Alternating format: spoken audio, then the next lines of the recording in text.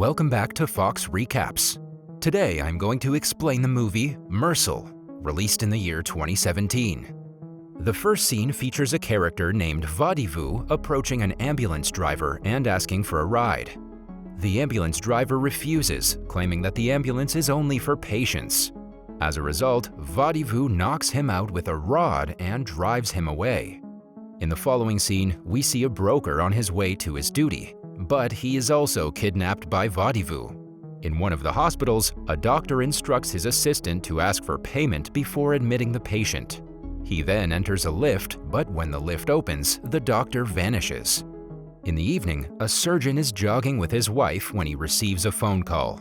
He also demands payment before performing the surgery. Just then, Vadivu arrives and kidnaps the surgeon as well. The kidnapping news is broadcasted throughout the city.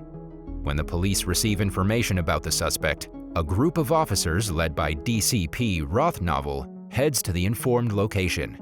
Soon after, the officers break into a room and arrest a man named Maron, who is a doctor by profession.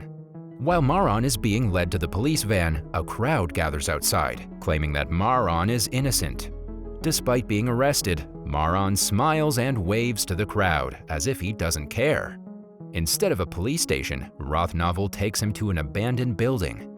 He orders everyone to leave and begins investigating Maron's true identity. The film cuts to a flashback when Maron and Vadivu are checking in at the Paris airport. Just then, they're stopped by airport security and taken to a separate room. The security bullies Maron, asking him to remove his clothes and then telling him to wait there. Meanwhile, Maron notices a woman who collapses while drinking. Wasting no time, he decides to assist her, but security prevents him from leaving. As a result, he fights the security guards and runs towards the woman. Maron, as a doctor, performs the surgery right away and successfully saves her life. After witnessing this, the audience applauds for him, and airport security apologizes to him for their rude behavior. Soon after, the rescue team arrives, and one of the doctors recognizes Maron. Maron is revealed to be the best surgeon in the world. Before leaving, Maron advises the security officers not to judge a book by its cover. In the following scene, we see Maron receiving an award for his humanitarian efforts. Maron appears to be a kind and humble man who cures poor patients for as little as 5 rupees. He appears to assist the poor in living a healthy life. After receiving the award, he gives a brief speech, mentioning his goal to establish the medical profession as a social service rather than a business so that poor people can have access to free medical facilities. Everyone appears to be persuaded by his reasoning, except for a doctor named Arjun. Later, Dr. Arjun approaches Maron and invites him to join his hospital so that they can earn more money together. Maron declines Arjun's proposal gently, but when Arjun continues to manipulate him, Maron tells him to shut up or else he will get punished. Soon after, Dr. Arjun's assistant named Pallavi informs him that the first-class flight is already full. Arjun, being a high-class individual, chooses to postpone his flight rather than traveling in economic class. Later in the hotel, Maron video calls his mother, who advises him to pick a decent girl and marry soon. Following this, Maron and Vadivu visit a coffee shop where they notice Pallavi and her friend ordering a $10 coffee. However, the storekeeper refuses to serve her coffee because she only has $5. She tries to pay with her credit card, but it's not accepted. In the meantime, Maron approaches her and asks if she can lend him some cash. Pallavi, who is herself running out of cash, becomes enraged and hands him $5, instructing him to get 4 coffees and return the remaining balance for her cab fare. Maron appears to know magic, so he pulls out several $5 bills from her single note. Pallavi seems to be impressed by his trick, and as a result, they both begin conversing.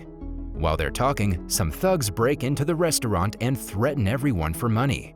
One of the thugs points a gun at Pallavi and demands that she remove her ring. Pallavi hesitates because the ring belongs to her mother, but Maron tells her to follow their instructions.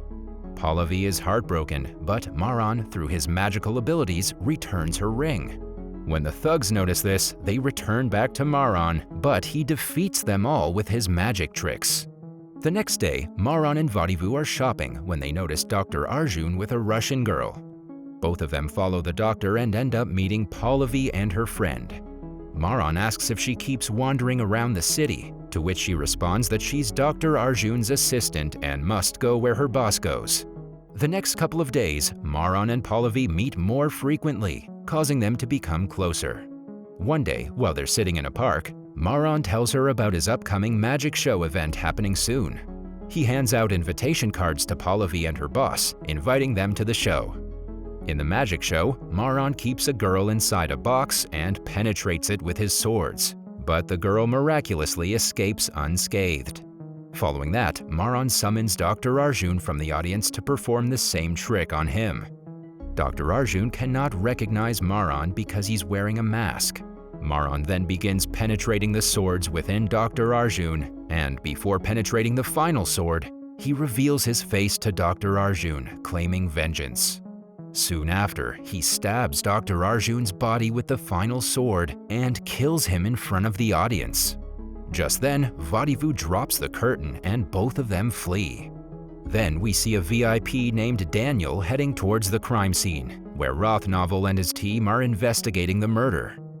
Daniel appears to be Dr. Arjun's friend who's upset about the loss. He inquires about the murderer, to which Rothnaville responds that the murderer is both a magician as well as a doctor, and promises to apprehend him soon. Before leaving, Daniel instructs Rothnaville to arrest the criminal before he kills him. On the other hand, Maran returns home, where he is warmly welcomed by the entire society. A few moments later, the health minister arrives and expresses gratitude to Maran for his assistance to become the health minister. The health minister decides to appoint him to the medical council as chairman. In the following scene, we see Tara, a news reporter who has recently been promoted to interviewer. She is tasked with persuading the 5-rupee doctor, Maran, to agree to an interview so that their channel can achieve the highest TRP. Following this, Tara and her colleague proceed to Maran's hospital. Her coworker is looking forward to meeting the receptionist because he heard her lovely voice on the phone. But he's surprised to learn that the receptionist is actually an elderly woman. The receptionist tells them to wait because the doctor's currently playing a cricket match. At the same time, they notice an elderly gentleman donating a large sum of money to the hospital.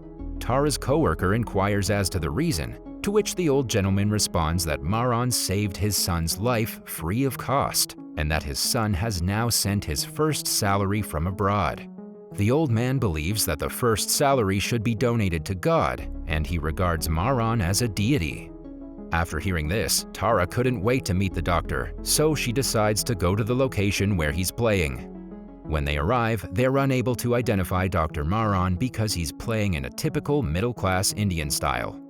Following this, Tara randomly summons a bowler, who's actually Maran, and inquires about the doctor. Maran asks if he doesn't look like a doctor, to which she says no. He then points to Vodivu and says, "He's the doctor." Tara appears surprised and concerned, thinking about how she'll take the interview.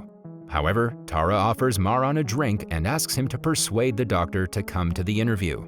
The next day, Tara is concerned when Maran arrives at the news office alone. She asks him about the doctor, but at the same time, Tara's boss arrives with flowers and thanks him for agreeing to the interview, leaving Tara perplexed. Following this, the interview begins. Tara inquires whether 5 rupees is sufficient as a fee, to which Maran responds that there are many poor people for whom the 5-rupee note is extremely valuable. He claims that medicines and treatments should be provided for free so that the poor do not suffer. Furthermore, he asserts that there are some doctors who provide medicines solely for the purpose of profit rather than considering the patient's condition. He also shares his dream to make all medical facilities free for the entire country. Changing the subject, one of the audience members asks Maran why he hasn't married yet, to which he responds that he hasn't found the right girl. Hearing this, Tara smiles and says she will pray for him. The film then cuts to the present, in which Maran is being questioned by Rothnaville.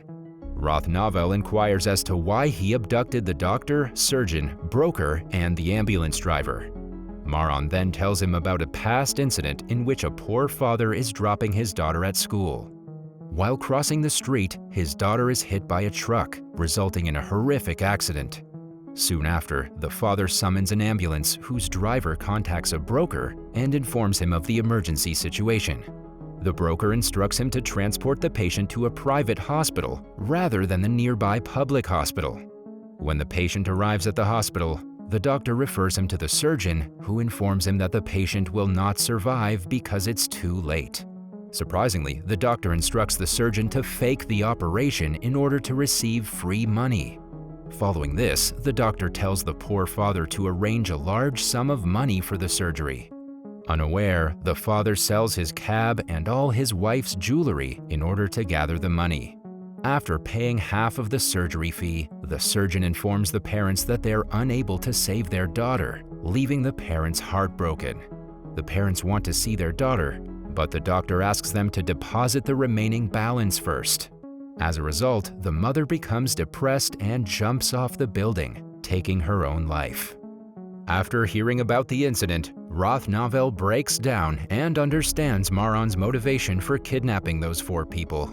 Following this, Maran reveals the location of the 4 of them, but the officers discover that they're already dead. Roth-Novel believes Maran could have easily fled, but instead turned himself into the police. When asked why, Maran says he surrendered because, for the first time, an innocent person is suffering because of him. The film then returns to a flashback scene in which Daniel and his son are discussing the hospital's tarnished reputation as a result of the suicide incident. At the same time, Daniel sees Maran's interview on TV, which reminds him of an incident from the past. He then orders his men to assassinate Maran. The same night, Daniel's men go to Maran's place and beat him up. As they're about to execute him, his twin named Vetri appears and knocks everyone out. Vetri is revealed to be a magician and Maran is a doctor. After the fight, Vodivu arrives and takes Maran away. On the other hand, Vetri takes Maran's place and informs the police of his whereabouts. In this way, it's Vetri who's been apprehended, not Maran. Hearing this, Roth-Novel inquires about Dr. Maran's location, to which Vetri writes it down. Roth-Novel inquires about Vetri's true identity, to which he responds, magician. He then frees himself using his magic trick and walks away. Following that, he visits Pallavi, who is upset with him. He shares everything from the beginning, including his motive behind it, causing Pallavi to sob and hug him. On the other hand, Daniel approaches Maran while Tara and Maran's mother are kidnapped by Daniel's men. Daniel inquires about Vetri, but Maran is unaware that he has a twin. Daniel tells him about his mother and Tara, but he decides to spare them for the time being. Later, Maran's mother and Tara arrive. Maran asks his mother if he is her only son, to which his mother affirms. Just then, Vodivu interrupts their conversation by asking for the key. Maran suddenly recalls that Vodivu was the one who had taken him away after the previous fight. He then pursues Vodivu to an abandoned building. Meanwhile, Roth-Novel pays a visit to Vetri's father, who is also a skilled magician. Roth-Novel questions him about Vetri's whereabouts. In the abandoned building, Maran meets his twin Vetri and begins beating him up. Maran believes Vetri is to blame for his family's plight. However, Vetri refuses to reveal anything and continues getting beaten. When Vodivu notices this, he yells at Maran and starts explaining the entire story between the brothers. The film then goes into a flashback in Pune, India, where an arm wrestling match is taking place. A pregnant woman named Aishwarya arrives and adds her husband's name as a new challenger. We're introduced to a man named Vetri Maran, who dominates all of the wrestlers. While watching the match, Aishwarya goes into labor and soon gives birth to a baby boy named Maran. Following this, Vetri Maran and his family return to their home, and the entire community welcomes them. A few years later, some city dwellers arrive in their village to establish a factory, but one of the elderly villagers forbids them from doing so. When the dwellers begin to force him, Vetri Maran arrives and chases them away. The following day, a politician arrives in the village with the same proposal. He claims that if the villagers allow him to build the factory, he will provide jobs for them. However, Vetri Maran refuses the deal because he believes that establishing a factory will destroy the land's fertility. A few days later, the villagers celebrate a festival, and on the same occasion, Aishwarya shares her second pregnancy, which delights Vetri Maran. After some time, a hut catches fire, trapping several villagers. Seeing this, Vetri Maran manages to drop the water tank, extinguishing a portion of the fire. He then makes a way for the villagers to exit the hut, but several children are injured as a result of the fire. One of the villagers claims that their village has no medical facility, so Vetri Maran drives the injured children to the city hospital. After some time, the doctor informs them that two of the children are unable to survive because they took too long to get to the hospital. This news saddens all of the villagers, and as a result of the incident, Vetri Maran decides to build a hospital in their village. With everyone's support, they successfully establish a hospital. In the opening, two doctors, Daniel and Arjun, arrive to work there. Soon after, they inaugurate the hospital, and Daniel informs the villagers that he will try to raise several charity funds so that the villagers can receive free medical services. Vetri Maran, the hospital's founder, is overjoyed to have the hospital in their village. The next day, Daniel and Arjun summon Vetri Maran for a private talk. They claim that they must import medical plants from London and that they can only receive subsidies if the transactions are conducted in the doctor's name. They persuade Vetri Maran to transfer ownership of the hospital to them. Vetri Maran, being gracious and humble, readily agrees and signs the papers. The first few months go very well, and the villagers are delighted to receive free treatment. Vetri Maran is at home with his wife, who shares her desire to build more hospitals and make their son a doctor. A few moments later, Aishwarya experiences labor pains and is rushed to the hospital. Dr. Arjun examines her and discovers that she's in good health. He informs Daniel, who asks him to go with a surgical method instead of a normal delivery. Dr. Arjun inquires as to the reason, to which Daniel responds that there's more profit if the patient stays in the hospital longer. According to Daniel, if Vetri Maran's family is treated unfairly, the entire village will perceive the unfair treatment as a right, which will ultimately benefit them. Following this, they change the delivery report and persuade Vetri Maran and Aishwarya to undergo the surgical procedure.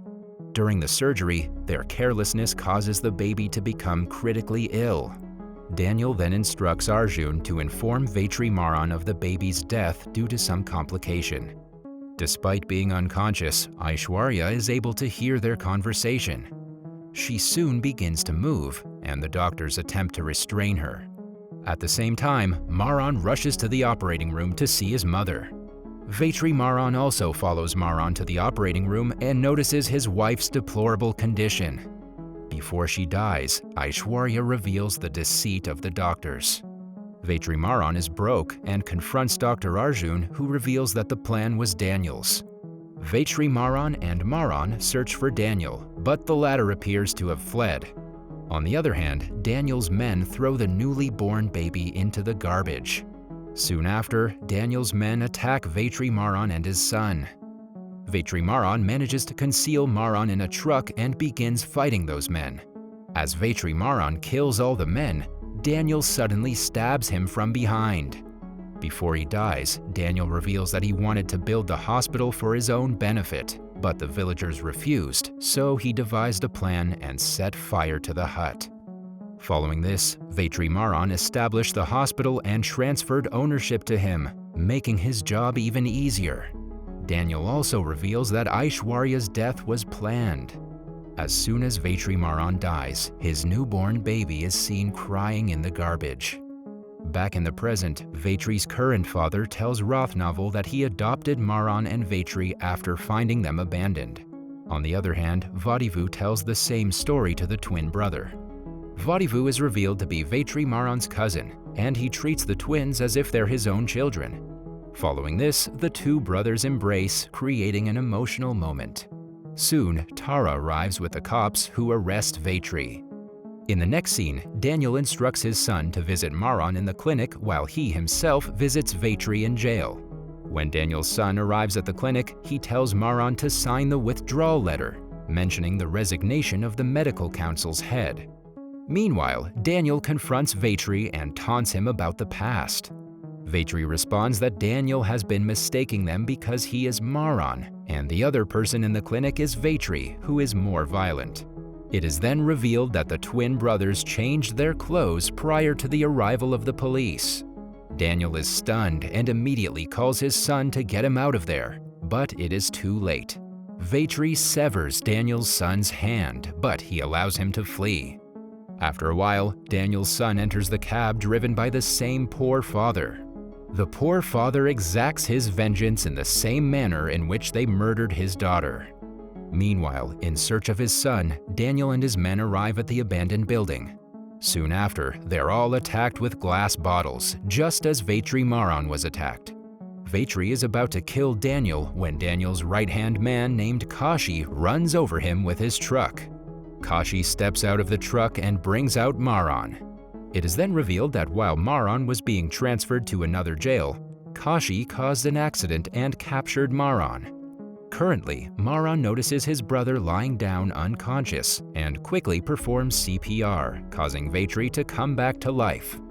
Following that, the fight between Kashi and Maron begins. After a while, Maron murders Kashi, and the two brothers go after Daniel. In no time, Daniel is subdued and killed in a horrific manner. The next day, Vetri explains everything to the public and earns their trust. He also supports his goal of providing free medical facilities to the entire country. However, he is imprisoned in the murder case. Inside the prison, he hears about another poor man facing injustice due to corrupt medical personnel. Hence, he uses his magic trick and disappears from the place, indicating that he has started his next mission. That was all from the video. I hope you liked it. Subscribe for more content like this, and hit the like button to help us out. Also, leave a comment if you want us to recap your favorite movie. Until next time, take care.